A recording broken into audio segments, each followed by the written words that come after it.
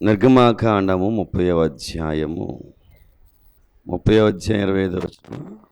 వాటిని ప్రతిష్టాభిషేక తైలము అనగా సుగంధ తైలకుని పని అయిన పరిమళ సంభారముగా చేయవలెను. అది ప్రతిష్టాభిషేక తైలము.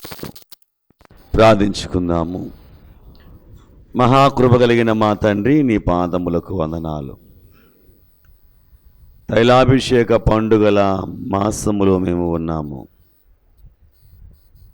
తైలాభిషేకం యొక్క శక్తిని పొందుకునేటువంటి సమయాలలో మేము ఉన్నాము.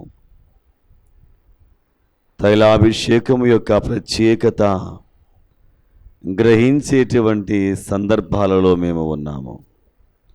ఈ సమయమందు మీరు కొన్ని విషయాలు మాట్లాడి బలపరచునట్లుగా కృపను చూపించుమని వాక్యమై మమ్ములను సమాయత్తము చేసేటువంటి ఒక చక్కని వాక్య సందేశమును మాకు అందించుమని, వాక్యాహారము నేనేనని సెలవిచ్చిన యేసుక్రీస్తు వారి శ్రేష్ఠ నామములో అడిగి వేడుకొనుచున్నాను పరమ తండ్రి, ఆమేన్. దేవనామమున మనెల్లరికును శుభములు కలుగునుగాక. బైబిలు గ్రంథంలో అభిషేకము అనే దానికి ఒక ప్రత్యేకమైనటువంటి కారణాలను దేవుడు తెలియచేశారు. అభిషేకించుట అని అనగా ప్రత్యేకపరచుట అని. అభిషేకించుట అనంటే అధికారమును ఇచ్చుట. అభిషేకించుట అనగా ఒక పని నిమిత్తమైనటువంటి ప్రత్యేకత కలిగి ఉండుట. దేని నిమిత్తమైతే ప్రతిష్ఠించామో అది ఆ పని మీదనే ఉపయోగపడాలి.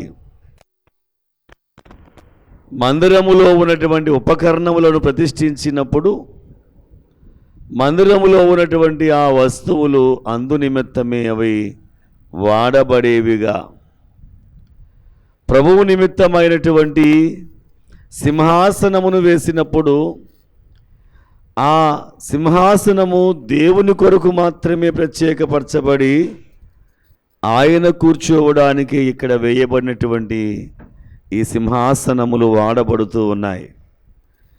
అవి ఇక మరి దేనికి పని చేయవు, పని చెయ్యకూడదు. దేనికైతే ప్రత్యేకపరిచారో దాని నిమిత్తమై అవి వాడబడాలి అనేటువంటిది. కనుక తైలాభిషేకము చేయించుకునుట ద్వారా మనము ప్రత్యేకపరచబడినటువంటి వారము. తైలాభిషేకమును గావించుకునుట ద్వారా మనము ఒక పని నిమిత్తమైనటువంటి నిర్ణయములోనికి నియమించబడినటువంటి వారం అనే సంగతిని జ్ఞాపకము చేసుకోవాలి. గనుక అభిషేకించబడడానికి సిద్ధపడేటువంటి వారు ఎవరైతే సిద్ధపడగోరుతూ ఉన్నారో వారు దేవుని కొరకు ప్రత్యేకించబడినటువంటి వారుగా నియమించబడుతున్నారు. గనుక మనము ఆయన కోసమే వాడబడాలి. ఆయన నిమిత్తమే మన యొక్క ఆలోచనలు ఉండాలి. ఆయన నిమిత్తమే మన యొక్క తలంపులు ఉండాలి. ఆయన కొరకు ప్రత్యేకపరచబడినటువంటి వారముగానే మనము జీవించాలి అనేది ప్రాముఖ్యమైన విషయముగా గుర్తించాలి.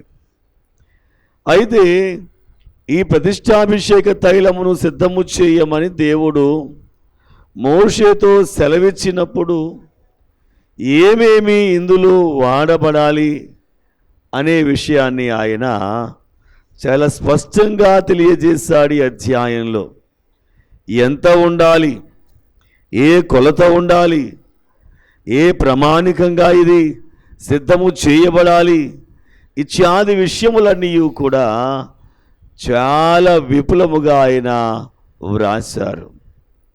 ఇందులో ఉండేటువంటి ప్రత్యేకమైనటువంటి పదార్థముల మేలు కలయిక ఏమై ఉన్నది అనంటే, ఈ 30వ అధ్యాయములోనే మనము చూస్తే మొట్టమొదటిగా తులము చొప్పున అచ్చమైన గోపరసము కావాలి. సుగంధములు గల లవంగి పట్ట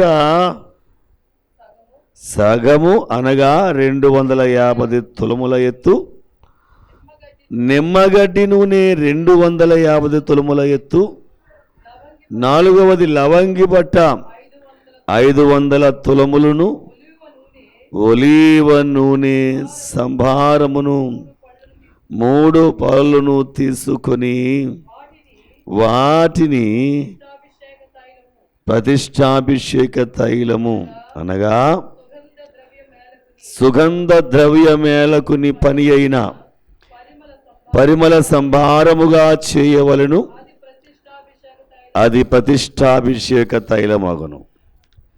కనుక ప్రతిష్టాభిషేక తైలము అనేటువంటిది ఏ ఏ కొలతలతో చేయాలో చెప్పాడు. అందులో మొదటిది ఏమిటనంటే అచ్చమైనటువంటి గోపరసం. అచ్చమైనటువంటి గోపరసము. గోపరసము అనేటువంటిది దేని నుండి తీయబడుతుంది అనంటే, కమీపొర అనేటువంటి ఒక జాతి. ఇది ముళ్ళు కలిగి తీగలుగా ఉండి లావైనటువంటి కాండములు కలిగి ఉండేటువంటి ఒక ప్రత్యేకమైన పొద. ఇది చాలా ప్రశస్తంగా మనము చూస్తున్నాం. ఇది ఆఫ్రికా దేశములో విరివిగా కనిపించేటువంటిది, బహుగా అక్కడ విస్తారముగా కనిపించేటువంటి ఈ జాతి కమీపొర అనేటువంటిది. అయితే ఇది ప్రత్యేకమైనటువంటి శ్రేష్టమైనటువంటి లక్షణాలు కలిగినటువంటిది. ఇది ఔషధ గుణాలు కలిగినటువంటి తైలము. ఇది ఎలాగునా సిద్ధం చేస్తారు అనంటే, దీనికి ఉన్నటువంటి కాండాన్ని కొంచెముగా ఘాటు పెట్టుట ద్వారా ఆ ఘాటులో నుండి వచ్చేటువంటి పదార్థం ఏదైతే ఉందో దానిని చక్కగా ఒడిసి పట్టి దానిని అచ్చమైనటువంటి గోపరసముగా తయారు చేస్తారు. ఇది చాలా సువాసన గలది, చాలా ఉపయోగపడేటువంటిది. దీనిలో లక్షణాలు చూస్తే చాలా ప్రత్యేకతలు ఉన్నాయి. దీనిలో మొట్టమొదటి లక్షణం ఏమిటి దీనికి అంటే సువాసన. అచ్చమైనటువంటి గోపరసం ఏమై ఉందనంటే సువాసన గలది. ఈ కమీపొర అనేటువంటి ఈ తెగకు చెందినటువంటి ఈ యొక్క మొక్క ఏదైతే ఉందో, ఈ పాదు జాతి మొక్క ఏదైతే ఉందో, అది ముందుగా కత్తి చేత అది గాయపరచబడితేనే అందులో నుండి గోపరసం అనేది బయటకు వస్తుంది. అనగా క్రీస్తు ప్రభువారు అనేటువంటి ఆ మహాదేవుని యొక్క శరీరము గాయపరచబడబట్టే మనకు కూడా ఏమి కలుగుతుంది అనంటే స్వస్థత కలుగుతుంది. గాయపరచబడినటువంటి ఆ గాయములలో నుంచి వచ్చిన రక్తము పాపమనే వ్యాధిని కూడా లేకుండా చేయగలిగేటువంటి శక్తివంతమైనది అనే విషయాన్ని మనము జ్ఞాపకము చేసుకోవాలి. ఇందులో మొదటి సువాసన భరితమైనటువంటిదిగా కనిపిస్తూ ఉంది. ఈ సువాసన భరితమైనటువంటి ఈ ప్రత్యేకమైనటువంటి వాసనే అనేక మందిని ఇది ఆకర్షించేదిగా చేస్తుంది. చాలా చెట్లు ఉంటాయి. కొన్ని చెట్ల యొక్క ఆకులను మనము చేతితో నలిపినప్పుడు దాని యొక్క సువాసన మనలను ప్రభావితం చేసేదిగా ఉంటుంది. ఇంకా చెప్పాలి అని అంటే దానిని మనము సువాసన చూచి సంతోషిస్తాము, ఆనందిస్తాము. అటు రీతిగా సువాసన భరితమైనటువంటిది. ఇది మామూలుగా ఉంటే సువాసన కాదు, కానీ ఘాటు పెట్టబడితేనే అందులో నుండి వచ్చేటువంటి స్రవించేటువంటి ద్రవం ఏదైతే ఉందో అది ఎలా ఉంటుంది అని అంటే సువాసన భరితంగా ఉంటుంది అనేటువంటి విషయాన్ని మనము గమనించాలి. ఈ సువాసన చాలా విలువైనదిగా, ఇది చాలా ఖరీదైనటువంటిది. ఈ యొక్క ప్రత్యేకమైనటువంటి ఈ పదార్థం చాలా విలువైనటువంటిది. నిజమే, క్రీస్తు ప్రభు వారు కూడా ఏమై ఉన్నారు అని అంటే ఆయన సువాసనగా ఉన్నాడు. యేసుక్రీస్తు ప్రభు వారు ఏమై ఉన్నాడు? ఆయన సువాసనగా ఉన్నాడు. 2వ కొరింథీ పత్రికలో మనం చూస్తే 2వ అధ్యాయము 14వ వచనంలో మనం చూసినప్పుడు ఆయన సువాసనగా ఉన్నాడు అనేటువంటి మాట మనము చూస్తూ ఉన్నాము. 2వ అధ్యాయము 14-15 వచనాలు. 2వ అధ్యాయం 14-15. క్రీస్తును గూర్చిన జ్ఞానము సువాసనను కనుపరచుచు ఆయన యందు మమ్మును ఎల్లప్పుడూ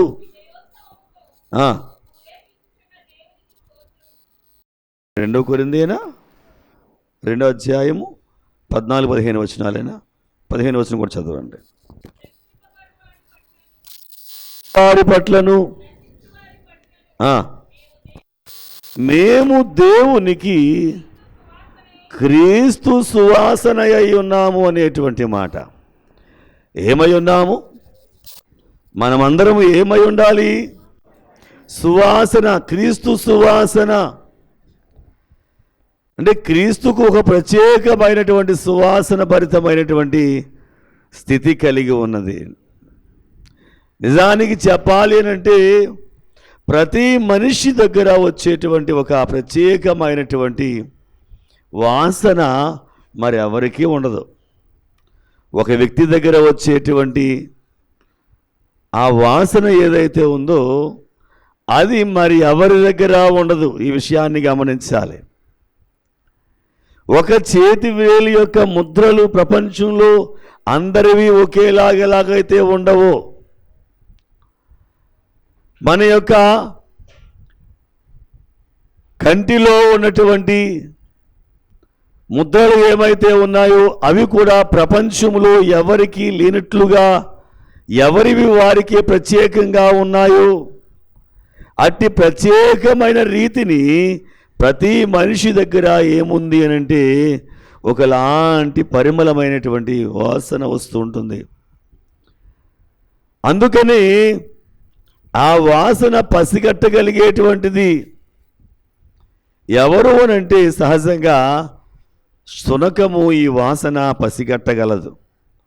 ఒక వ్యక్తి ఒక దిక్కున సంచారం చేశాడు, అక్కడ తచ్చాడాడు అని అంటే అతను ముట్టుకున్నటువంటి ఏ వస్తువునైనా సరే ఆ శునకము దగ్గర వాసన చూపిస్తే ఆ వ్యక్తి ఎక్కడున్నా సరే పట్టుకోగలుగుతుంది. ఎంత దూరమైనా ఆ వెళ్ళిన మార్గం కూడా ఆ మనిషి ఏ మార్గం గుండా వెళ్ళాడో ఆ మార్గం గుండా వెళుతుంది.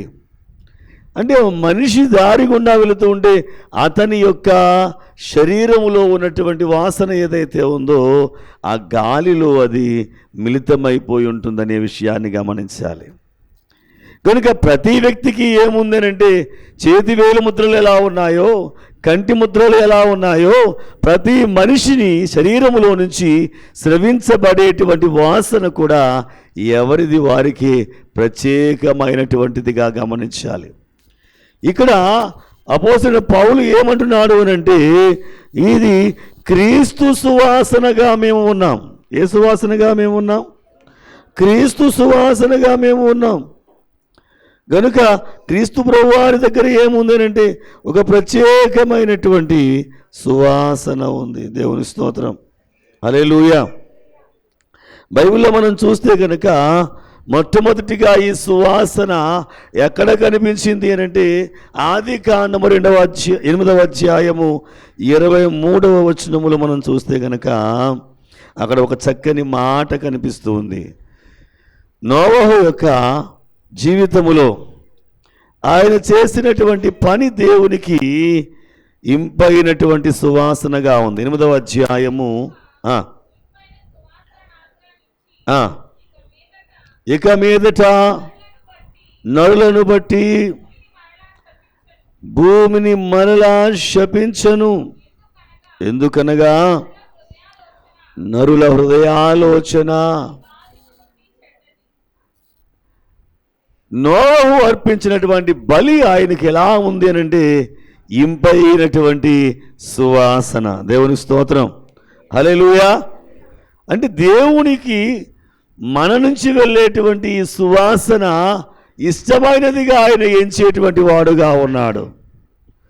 ఇప్పుడు మన సువాసన ఎలా ఉండాలని చెబుతున్నాడు ఈ పౌలు గారు కొరింథీ సంఘానికి రాస్తూ ఏమంటున్నాడు ఆయనంటే, మనము క్రీస్తు యొక్క సువాసన అయి ఉన్నాం. చదువుకుందాం ఒకసారి అదే మాట 2:15 2 కొరింథీలో. ఏమై ఉన్నాము మనము?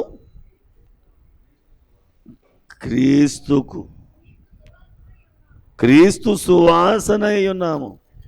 దేవుని స్తోత్రం, హల్లెలూయా. మనం అర్పించేటువంటి అర్పణలు నిజంగా చెప్పాలనంటే ఒక్కొక్కటి ఒక్కొక్క రకమైన సువాసన కలిగి ఉంటుంది. ఒక్కొక్కటి ఒక్కొక్క రకమైనటువంటి ప్రత్యేకత కలిగి ఉంటుంది. బైబిల్లో మనం చూస్తే 27వ అధ్యాయం ఆదికాండం 7వ వచనంలో ఒక చక్కని మాట ఏముంటుందనంటే అక్కడ ఒక మాట వ్రాయబడి ఉంది. చదువుకుందాము. 27వ అధ్యాయము 27వ వచనం.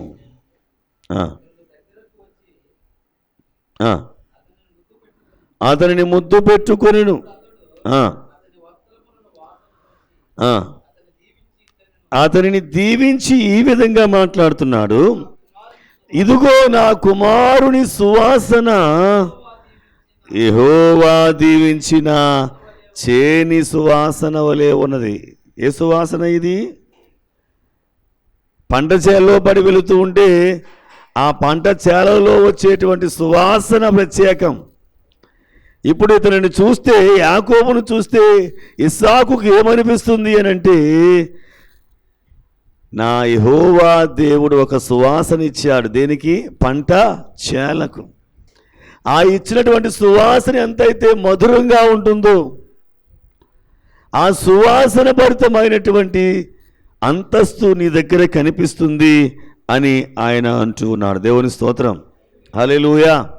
అలాగే నిర్గమాకాండంలో మనం చూస్తే ప్రతి చోట కూడా ఇంపైనటువంటి సువాసనని మనము చూస్తూ ఉన్నాము. అనగా దహన బలిగా అర్పించేది ప్రతిదీ కూడా ఆయనకు ఇంపైన సువాసనగా ఉంది. 29వ అధ్యాయం నిర్గమాకాండము 25వ వచనములో మనం చూస్తే కనిపించేటువంటి చేతులలో నుండి వాటిని తీసుకొని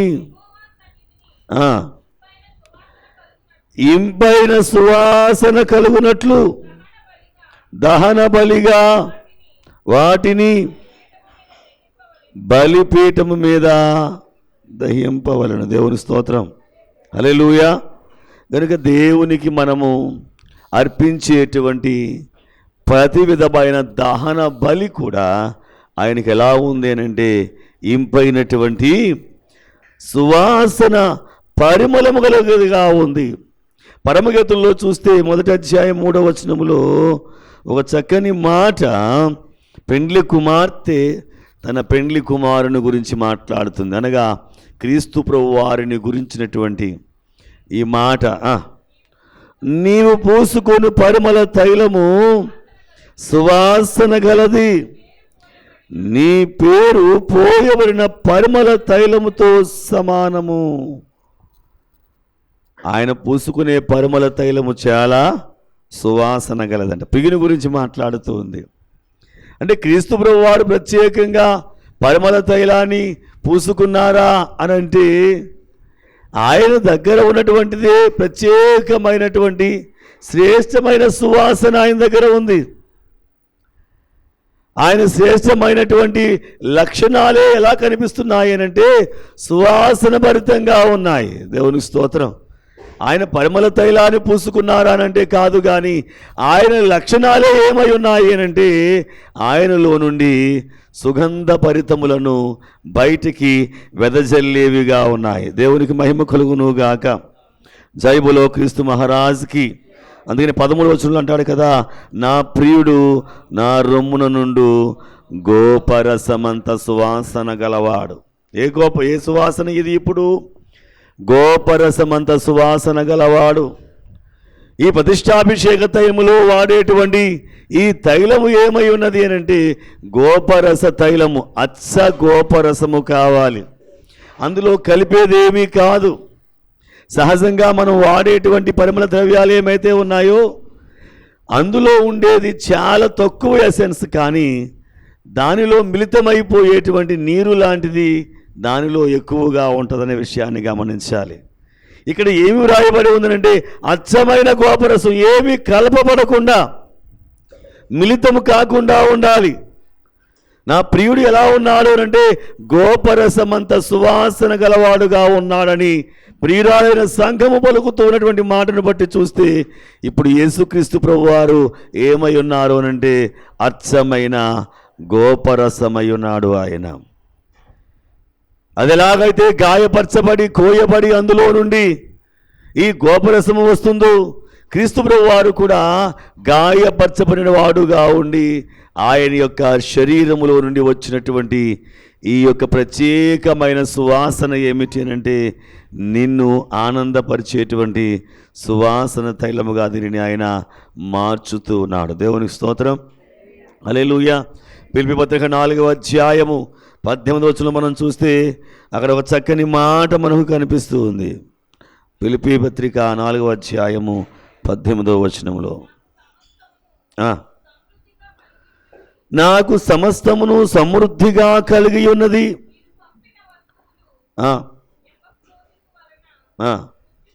పుచ్చుకొని ఏమీయూ తక్కువ లేక ఉన్నాను. అవి మనోహరమైన సువాసనయు దేవునికి ప్రీతికరమును ఇష్టమును అయినా ఏమై ఉన్నాయి? యాగమై ఉన్నాయి. అంటే మనమిచ్చేటువంటిది ఏమిటి?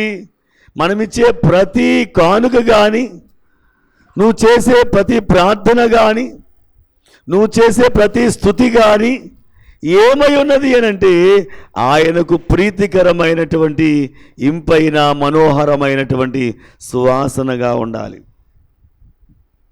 ఆయన నిన్ను అభిషేకము చేసినప్పుడు ఆయన సువాసన ఏదైతే ఉందో ఆ క్రీస్తు సువాసన అనేటువంటి గోపరసమునకు సాదృశ్యముగా ఉన్నటువంటి ఆయన పరిమళ సువాసన నిన్ను తాకుతున్నప్పుడు నీ దగ్గర కూడా ఎలా ఉండాలి అనంటే సువాసన భరితంగానే ఉండాలి.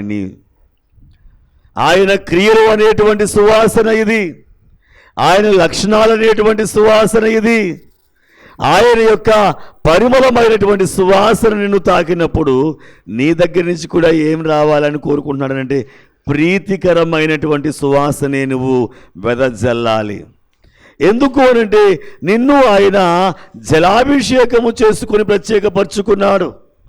అనగా బాప్తిస్మమును నీకు ఆయన ఇచ్చుట ద్వారా పవిత్రపరచుకున్నాడు గనుక పవిత్రపరచుకున్న నీ జీవితములో ఆయన తైలాభిషేకమును గావిస్తున్నాడు గనుక ఈ తైలాభిషేకమును పొందుకునేటువంటి నీవు నేను కూడా ఎలా ఉండాలి అనంటే క్రియల పరిమళము మనలో కనిపించాలి, క్రియాపరిమళము కనిపించాలి. నీ లక్షణాలను బట్టి నీ లోకము కొనియాడేటువంటి సువాసన, నీ యొక్క ప్రవర్తనను బట్టి ఈ లోకము నిన్నే ఘనపరిచేటువంటి సువాసన నీ జీవితంలో ఉండాలని దేవుడు కోరుకుంటూ ఉన్నాడు. ఎందుకనంటే ఆయన పరిమళాన్ని నీకు ఇచ్చినప్పుడు ఆ పరిమళము నీలో ఇంకా ఏమవ్వాలి? సమృద్ధిగా వెళ్ళాలి. దేవునికి స్తోత్రం. హల్లెలూయా. తైలమనగా మనకు వృద్ధినిచ్చేదిగా ఉంది, తైలము ఆరోగ్యాన్నిచ్చేదిగా ఉంది, తైలమే ఒక రూపాన్ని తీసుకుని వచ్చేదిగా ఉంది. మీరు గమనించారో లేదో కానీ ఒక కుమార్తె యవ్వన దశలో ప్రవేశించినటువంటి సమయంలో ఆ బిడ్డకు ఎక్కువగా ఏ పదార్థాలు పెడతారు తెలుసా? ఏ నూనె వాడతారు? ఇంకా అన్నింటిలోనూ కూడా గానుగు నూనెలు. ఆ పదార్థాలు పెట్టడం ద్వారా ఆ కుమార్తె యొక్క శరీర రూపము సౌందర్యముగా మార్చబడుతుంది. అనగా అభిషేకం అనేటువంటి తైలము నీకు ఇవ్వబడినప్పుడు నీ రూపము కూడా ఎలా మారాలి అంటే క్రీస్తు లక్షణముల సువాసనగా నీ జీవితము మార్చబడాలి. నీ రూపము పాప రూపముగా ఉన్న రూపాన్ని దేవుడు పరిశుద్ధమైనటువంటి క్రీస్తు రూపములోనికి నిన్ను ఆయన సమరూపముగా మార్చుకోవడానికి ఇష్టపడుతున్నాడు కనుక ఆ రూపము నీలో ప్రతిష్ఠించబడాలని దేవుడు కోరుకుంటూ ఉన్నాడు కనుక అభిషేక తైలములో దేవుడు గోపరసాన్ని కలపమని చెప్పాడు. రెండవదిగా మనం చూస్తే దీనికి ఉన్నటువంటి రెండవ లక్షణం ఏమిటి అని అంటే ఇది ప్రిజర్వేటివ్ అంటారు. దీన్ని ఏమంటారు? దీన్ని ప్రిజర్వేటివ్ అని అంటే నిల్వ ఉంచే సామర్థ్యం ఉంది. ఏదైనా ఒక వస్తువు పాడైపోకుండా ఉండాలి అని అంటే ఈ పదార్థాన్ని దానిలో కలిపితే అది ఎన్నాళ్ళైనా కూడా పాడైపోకుండా ఉంటుంది. దేవునికి స్తోత్రం. ఈ గోపరసంలో ఉన్న రెండవ లక్షణం ఏమిటంటే ఒక పదార్థాన్ని పాడు చేయదు. అంటే దీనిలో ఏమి లేదు అంటే పాడు చేసే లక్షణం ఇందులో ఎంత మాత్రమూ లేదు. పులిసినటువంటి పిండి ఎంత మాత్రమూ లేదు. యేసుప్రభువు వారు ఏమన్నారనంటే మీరు పులిసిన పిండిని గూర్చి జాగ్రత్త పడండి అన్నాడు ఆయన. పులిసిన పిండి చేసే పనేంటి? పులిసిన పిండి తీసుకొచ్చి ఒక ముద్దలో పెడితే అదంతా పులిసిపోతుంది. ఉదాహరణకి మనం చూస్తే పాలులో మనం ఏం వేస్తాం? ఇంత ఆ పాలన్నీ ఏమైపోతాయి ఇప్పుడు అంటే కొంచెం వేసినా ఏమైపోతుందని అంటే అది మొత్తం అంతటిని కూడా అలాగే మార్చేస్తుంది. గనుక పాడైపోకుండా ఉండాలి అని అంటే ఈ గోపరసాన్ని వాడతారు ఒక పదార్థంలో. అనగా నువ్వు పాడైపోకుండా ఉండడానికి దేవుడే పరలోకములోని భూలోకానికి వచ్చి నీ జీవితములో తన యొక్క రక్తమును ప్రోక్షించుట ద్వారా నువ్వు పాడైపోకుండా ఆయన చేస్తూ ఉన్నాడు. అనునిత్యము ఏం చేయాలని చెప్పారు దేవదాసయ్య గారు అనంటే ఆయన రక్తము చేత మన పాపాన్ని కడుగుకోవాలని. మహోన్నతుడాని కొందనాలు మాతో మాట్లాడదని రావాల్సిన దీవులు దయచేయమని యేసు నామమున అడుగుచున్నాను పరమ తండ్రి. ఆమేన్.